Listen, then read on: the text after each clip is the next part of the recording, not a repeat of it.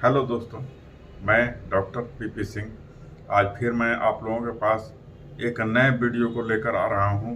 तो आज के वीडियो में हम आप लोगों को ये बताना चाहेंगे कि बच्चों का ट्रीटमेंट करने का तरीका क्या एक होना चाहिए। तो इसके लिए मैंने एक चार्ट तैयार किया है और उस चार्ट के माध्यम से हम लोग देखेंगे।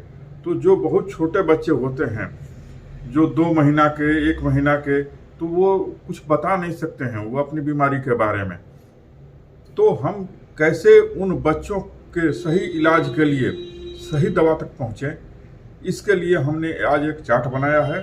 और उस चार्ट के माध्यम से हम लोग ये देखेंगे कि हम लोग किस तरह आसानी से उन बच्चों के लिए सही दवा का सिलेक्शन कर सकें। तो उसमें सबसे ज़्यादा हम लोगों को मेंटल सिम्टम पर ज़्यादा ध्यान देना होगा और ऑब्जर्वेशन पर। तो हम लोग ये देखते हैं कि बच्चों में 2 तरह के होते हैं। कुछ होते हैं जो बहुत अप्रोचिव होते हैं और कुछ विड्रॉल। तो अप्रोचिव बच्चे वो हुए जिनके पास मान लीजिए कि 2 दिन का बच्चा है, हम उसको देख रहे हैं, तो हम उसकी ओर देखते हैं तो वो भी बहुत प्यार से देख रहा है।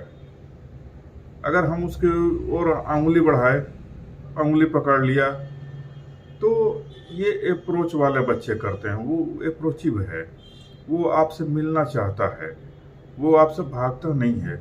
लेकिन कुछ बच्चे हैं जिनकी ओर अगर देखा जाए वो नज़र चुरा लेते हैं, वो सामने आंख से आंख मिलाकर बात नहीं करते।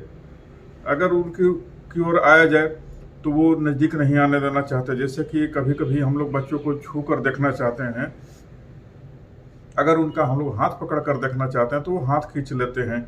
स्टेथो नज़दीक ले जाते हैं तो वो अपने मदर फादर की ओर घूम जाते हैं।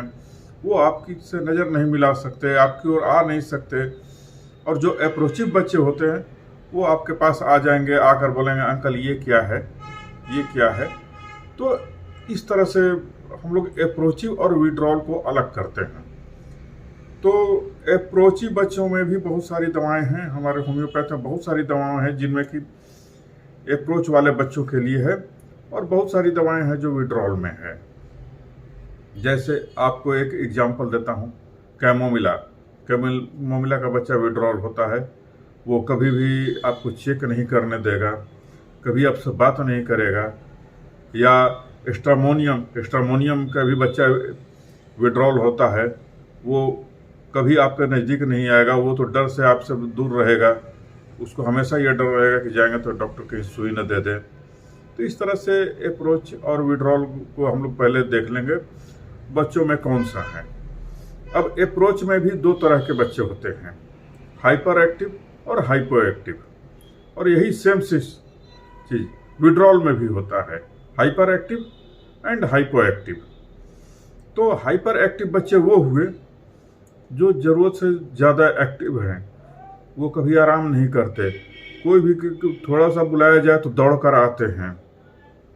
अगर मान लिया हम लोग बच्चों को बुलाएं, वो दौड़ कर हमारे पास आ जाए, आकर कभी स्टेथो छुए, कभी कुछ छुए और पूछता रहेगा अंकल ये क्या है, ये क्या है। तो ऐसे बच्चों को हाइपर एक्टिव कहते हैं। और दूसरे होते हैं हाइपो एक्टिव। अगर उन्हें बुलाया जाए तो वो धीरे धीरे आएंगे, अच्छा आ रहे हैं। तो इस तरह से hypo active and hypo active. Hypo active जो है वो कम एक्टिव रहेगा, जब कोई काम नहीं है तो वो बेड पर लेट जाएगा या चुपचाप बैठा रहेगा, बात कम करेगा। हाइपर एक्टिव है कि बहुत ज़्यादा बोलेगा, बात करेगा, हर चीज़ ज़्यादा, बोलना, खेलना, हर चीज़ ज़्यादा करेगा। हाइपो एक्टिव उसका सारा एक्टिविटी कम रहेगा, वो लोगों से कम मिलेगा, बात कम करेगा, चुपचाप बैठा रहेगा, चुपचाप पढ़ता रहेगा, अपना काम करता रहेगा। तो इस तरह से हम लोग दोनों में, विड्रॉल में और अप्रोच दोनों में, ये अलग कर लेंगे। उसके बाद आता है कि जो बच्चे हाइपर एक्टिव होते हैं उनकी भी 2 कैटेगरी होगी, डिस्ट्रक्टिव और नॉन डिस्ट्रक्टिव। और अप्रोच में भी तो हम लोग ये देख लेंगे कि बच्चा किस कैटेगरी का है। हाइपर एक्टिव है तो वो डिस्ट्रक्टिव है या नॉन डिस्ट्रक्टिव है। तो इसके बाद हमें एक तरह से मिल जाता है एक दवा का रेंज कि ये कौन बच्चा किस कैटेगरी का है। उसमें कुछ दवाएं हैं, तो ऐसी दवा जो अप्रोच में हो, हाइपर एक्टिव में हो और डिस्ट्रक्टिव में हो या नॉन डिस्ट्रक्टिव में हो, तो हमारे पास एक रेंज आ जाती है। अब उस रेंज के बाद फिर हम लोग, जो रेंज आ गई, उसके बाद बच्चों का कैरेक्टरिस्टिक मेंटल सिम्टम को हम लोग ध्यान देते हैं कि उसका मेंटल सिम्टम क्या है, जो कि मेंटल जनरल है। तो जब हम लोग मेंटल जनरल में आते हैं तो उसमें रूडनेस आता है। कुछ बच्चे जो होते हैं रूडनेस वाले होते हैं, रूड होते हैं, यानी अशिष्ट होते हैं। कुछ बच्चे होते हैं जो उपेक्षापूर्ण देखते हैं दूसरे को। ये defiant, rudeness, defiant, dictatorial, mischievous, sensitive to reprimands. तो रिप्रिमांड्स का मतलब हुआ डांटना। कुछ ऐसे बच्चे होते हैं जिनको जरा सा डांट पड़े तो वो बहुत ज़्यादा इसको दिल से ले लेते हैं, तो वो बहुत ज़्यादा सेंसिटिव होते हैं।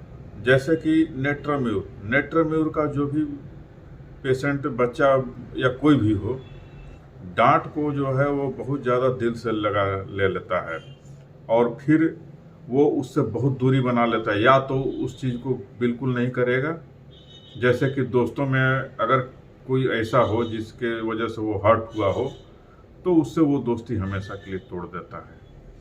इसलिए नेट्राम्यूर का जो कैरेक्टर होता है, जो बच्चा होता है, उसके दोस्त बहुत कम होते हैं, 2-4 होते हैं, लेकिन बहुत अच्छे होते हैं।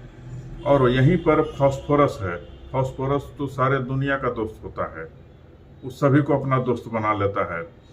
सल्फर है तो वो भी सबको अपना दोस्त बना लेता है।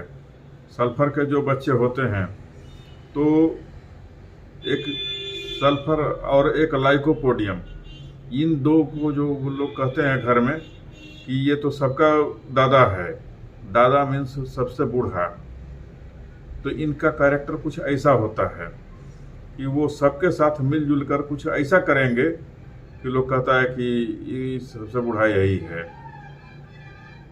तो रिमैच्योर ओल्ड एज में भी है लाइकोपोडियम।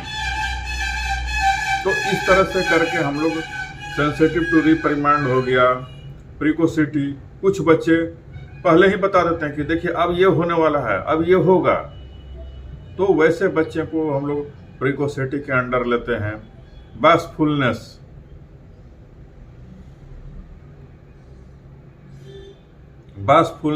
संकोची स्वभाव।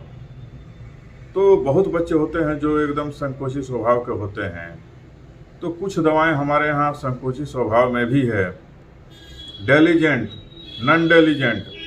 डेलीजेंट हुआ मेहनती, तो कुछ बच्चे होते हैं जो बहुत ज़्यादा मेहनत करते हैं, कुछ बिल्कुल मेहनत नहीं करते, उन्हें मस्ती करते हैं। जैसे कि आप अगर बेलाडोना को देखें तो बेलाडोना हमेशा मस्ती में रहता है, वो कभी बहुत ज़्यादा मेहनत नहीं, हर चीज़ को वो लाइटली लेता है।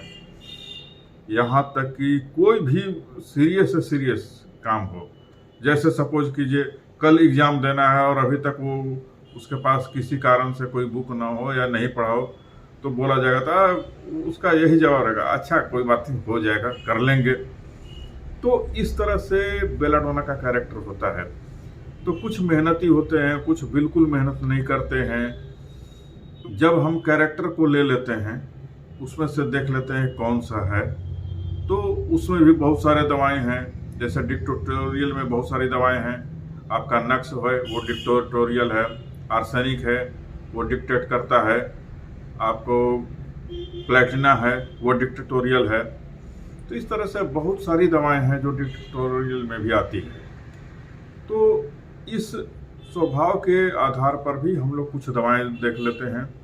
उसके बाद आती है थर्मल एंड थ्रस्ट। वो बच्चा या जो भी पेशेंट हो तो किस स्वभाव का है, थर्मल उसका देखा जाएगा।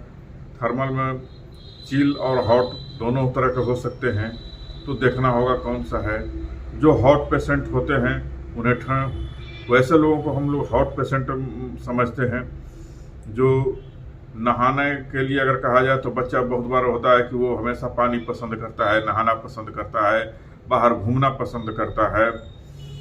तो ये सब हॉट प्रकृति के हैं। जरा सा कुछ हुआ रहे, मौसम थोड़ा सा गर्म हुआ, सारे कपड़े उतार देता है, तो ये हॉट प्रकृति के होते हैं। लेकिन चिल प्रकृति के वही होगा जो जल्दी कपड़े नहीं खोलेगा, नहाना नहीं चाहेगा, गर्म चीज़ से नहाना चाहेगा। तो इस तरह से कोल्ड एंड हॉट को भी, थर्मल को देख लेना होगा कि किस नेचर का है।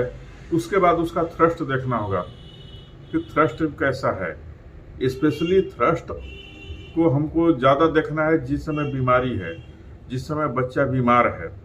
तो उस समय हमें यह देखना होगा कि बच्चे की प्यास बढ़ गई है या कम हो गई है, थ्रस्टी है या थ्रस्टलेस है at the time of disease, जिस समय वो बीमार है। तो इस चीज़ को भी ध्यान में लेना होगा। इसके बाद हम लोग उसका फिजिकल कंस्टिट्यूशन देखेंगे कि बच्चा ओबेज तो नहीं है, बहुत मोटा तगड़ा तो नहीं है, या दुबला पतला तो नहीं है। जैसे आयोडियम हुआ, लाइकोपोडियम हुआ, नेट्राम्यूर हुआ, इन सब के जो होते हैं उनका कंस्टिट्यूशन बहुत दुबला पतला होता है। और वहीं पर कैलकेरिया कार्ब हुआ तो कैलकेरिया कार्ब ग्रेफाइटिस हुआ। तो इस तरह से जो बहुत सारी दवाएं हैं जो ओबेज में भी है, तो हम लोग इसको भी देख लेंगे। और इन सब को देखने के बाद जो दवा सब सारे जगह मैच कर रही है, उसके बाद हम लोग मियाजमेटिक देखेंगे कि वो सोरा, सिफिलिस, साइकोसिस किस मियाज का ये डिजीज है, जो डिजीज के लिए आया है वो किस मियाज की ओर हमको इशारा कर रहा है। तो इसके बाद हमारा सिमिलिमम निकल जाएगा, इतने सारे चीज़ को देखने के बाद। और वो जो सिमिलिमम होगा उससे बच्चा बिल्कुल ठीक हो जाएगा। तो बच्चों में सबसे ज़्यादा ऑब्जर्वेशन की ज़रूरत है। तो चलिए दोस्तों, हम लोगों ने इस चीज़ को देख लिया है।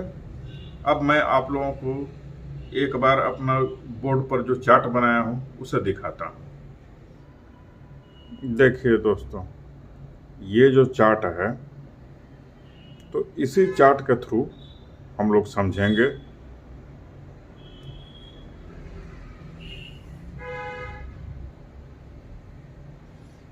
देखिए फ्लो चार्ट ऑफ चिल्ड्रन। सबसे पहले अप्रोच आता है, अप्रोच में hyper active and hypo active, फिर विड्रॉल में भी hyper active and hypo active. तो जो हाइपर एक्टिव होगा वही डिस्ट्रक्टिव या नॉन डिस्ट्रक्टिव हो सकता है। तो उसी तरह से इधर भी हाइपर एक्टिव जो होगा वही डिस्ट्रक्टिव या नॉन डिस्ट्रक्टिव होगा। उसके बाद बच्चों का जो कैरेक्टरिस्टिक मेंटल जनरल है वो देख लिया जाता है उसके। तो चलिए दोस्तों, आज हम लोगों ने बच्चों के बारे में देखा कि हम लोग ऑब्जर्वेशन के थ्रू बच्चे का कैसे इलाज कर सकते हैं, कैसे आसानी से दवा तक पहुंच सकते हैं। अब मैं अगले वीडियो में कुछ दवा की लिस्ट बताऊंगा इसी से संबंधित, जो अप्रोच में है या विड्रॉल में है, हाइपर एक्टिव है, हाइपो एक्टिव में क्या क्या दवाएं हैं, तो उसका मैं एक लिस्ट दूंगा। और उस हिसाब से हम लोग ये सोच सकते हैं कि बच्चे को क्या दिया जाए, आसानी से बच्चे का इलाज हो सके और वो बिल्कुल सटीक दवा निकलेगी। तो चलिए दोस्तों, इसी के साथ हम अपना ये वीडियो आज का कंप्लीट करते हैं। और यदि आपको हमारा ये वीडियो पसंद आता है तो प्लीज़ चैनल को सब्सक्राइब कर दीजिए, वीडियो को लाइक कर दीजिए और बेल आइकन को दबा दीजिए, ताकि मैं अगला जो भी वीडियो बनाऊं इसकी नोटिफिकेशन आप सभी तक पहुंच सके। धन्यवाद दोस्तों।